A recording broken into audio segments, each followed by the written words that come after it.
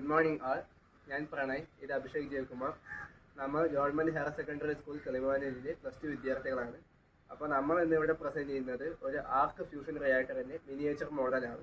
അപ്പോൾ ബാക്കി കാര്യങ്ങൾ അഭിഷേക് പറയും. 21ാം നൂറ്റാണ്ടിൽ മനുഷ്യരാശി നേരിടുന്ന ഏറ്റവും വലിയ പ്രശ്നങ്ങളിലാണ് എനർജി ക്രൈസിസ്. നമുക്കിന്ന് പലതരത്തിലുള്ള എനർജി സോഴ്സസ് ഉണ്ടെങ്കിലും ഒരു ഐഡിയൽ ആയിട്ടുള്ള എനർജി സോഴ്സ് നമുക്കിന്നും ലഭ്യമല്ല. ഈ ഒരു ഐഡിയൽ ആയിട്ടുള്ള എനർജി സോഴ്സിന് വേണ്ടിയുള്ള പരീക്ഷണങ്ങളും ഗവേഷണങ്ങളും നമ്മുടെ ശാസ്ത്ര ലോകത്ത് ഇന്ന് പുരോഗമിക്കുന്ന ഒന്നാണ്. നമുക്കതിൽ ഏറ്റവും പ്രതീക്ഷ വയ്ക്കുന്ന ഒന്നാണ് ഈ ന്യൂക്ലിയർ ഫ്യൂഷൻ റിയാക്ടേഴ്സ്.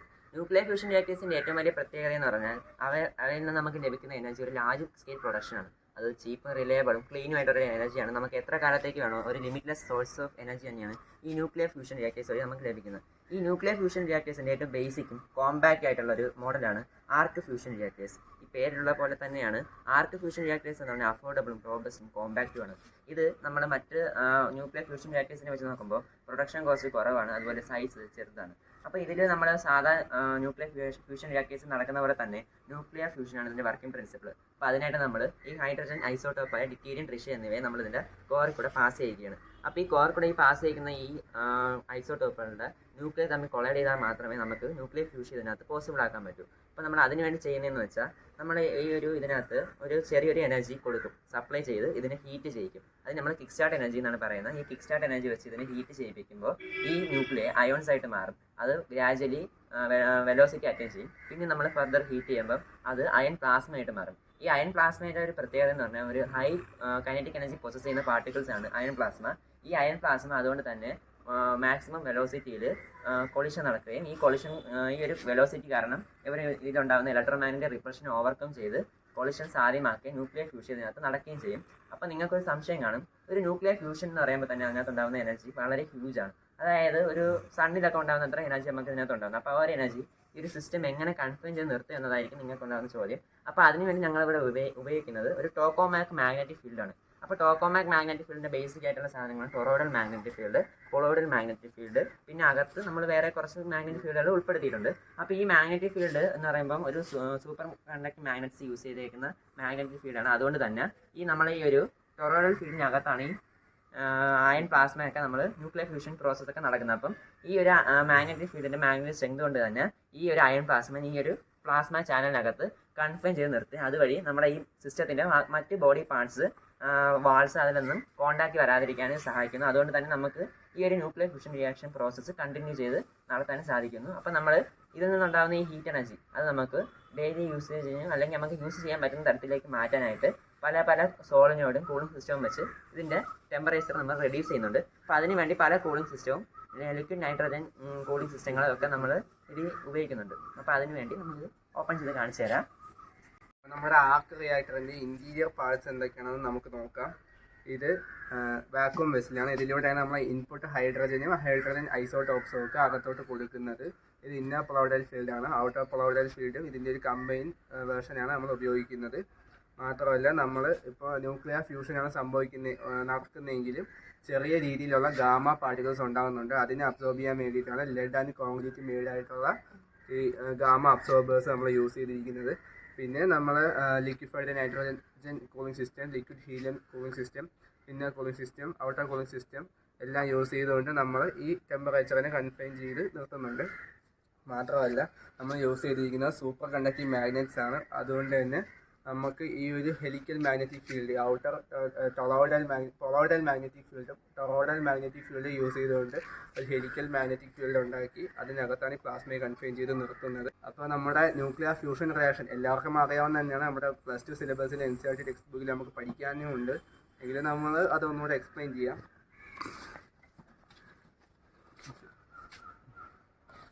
ഇതാണ് പ്രോട്ടോൺ സൈക്കിൾ. നമ്മുടെ സണ്ണിൽ നടക്കുന്ന സെയിം പ്രോസസ്സ് തന്നെയാണ് ഈ ആർക്ക് റിയാക്ടറിൽ നടക്കുന്നത്.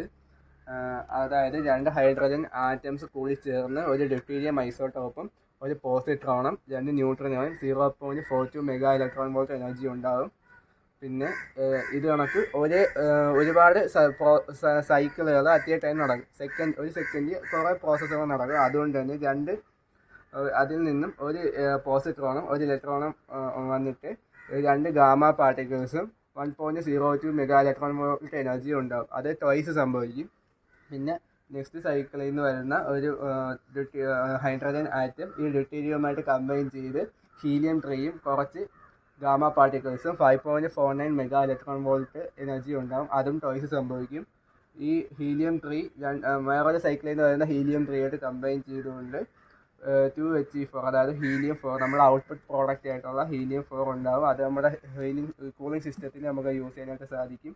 മാത്രമല്ല നമ്മൾ ഫസ്റ്റ് കൊടുക്കുന്ന ഇനീഷ്യൽ ഇൻപുട്ട് ആയിട്ടുള്ള ഹൈഡ്രജൻ ആറ്റംസിന് നമുക്ക് ലാസ്റ്റ് ഔട്ട്പുട്ടിൽ നമുക്ക് ബൈ പ്രോഡക്റ്റ് ആയിട്ട് കിട്ടുന്നുണ്ട്. ദാറ്റ് മീൻസ് വൺസ് നമ്മളത് ഫ്യൂൽ ചെയ്ത് കഴിഞ്ഞാൽ പിന്നെ ഫ്യൂൽ ചെയ്യുന്നതിൻ്റെ ആവശ്യം വരുന്നില്ല ഈ സൈക്കിൾ പ്രകാരം. മാത്രമല്ല ആ പ്രോസസ്സിൽ 12.86 മെഗാ ഇലക്ട്രോൺ വോൾട്ട് എനർജി ഉണ്ടാകും. അപ്പോൾ ടോട്ടലി ഒരു പ്രോസസ്സ് ഒരു സൈക്കിൾ കംപ്ലീറ്റ് ആകുമ്പോൾ 26.7 മെഗാ ഇലക്ട്രോൺ വോൾട്ട് എനർജിയാണ് ഉൽപ്പാദിപ്പിക്കപ്പെടുന്നത്.